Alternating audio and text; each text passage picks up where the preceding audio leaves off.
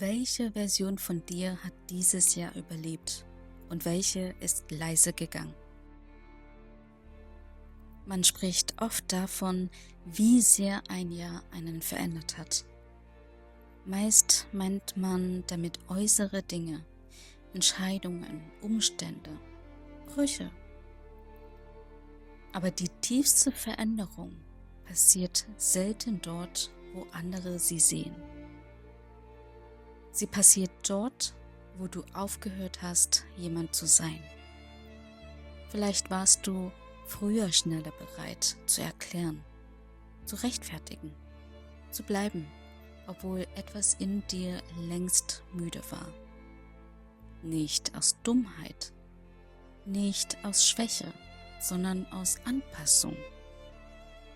Dieses Jahr hat dir vielleicht beigebracht, dass nicht jede Nähe verdient ist und nicht jede Verbindung gehalten werden muss. Eine Version von dir hat gelernt, dass Liebe nicht bedeutet, sich selbst zu übergehen. Dass Loyalität ohne Gegenseitigkeit kein Wert ist, sondern ein Muster. Und vielleicht ist genau dort etwas gegangen. Still, ohne Abschlussgespräch, ohne großen Moment. Die Version von dir, die immer verfügbar war, die immer verstanden hat, die immer noch ein bisschen länger gewartet hat. Nicht, weil sie falsch war, sondern weil sie nicht mehr gebraucht wurde. Identitätsveränderung fühlt sich selten wie Wachstum an. Sie fühlt sich eher an wie ein Verlust, den man nicht richtig benennen kann.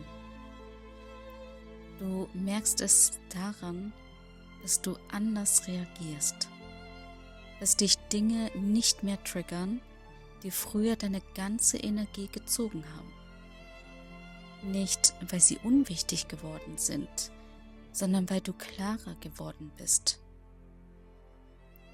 Manche Versionen von uns entstehen aus Schutz, andere aus Hoffnung und manche nur, um zu überleben. Aber nicht jede Version muss bleiben, nur weil sie einmal notwendig war.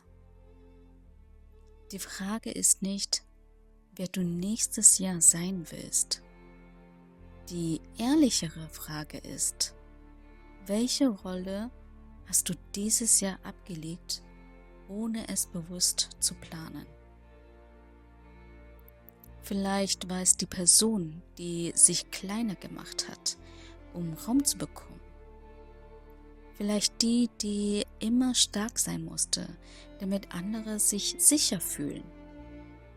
Vielleicht hast du nicht mehr werden müssen, sondern weniger falsch.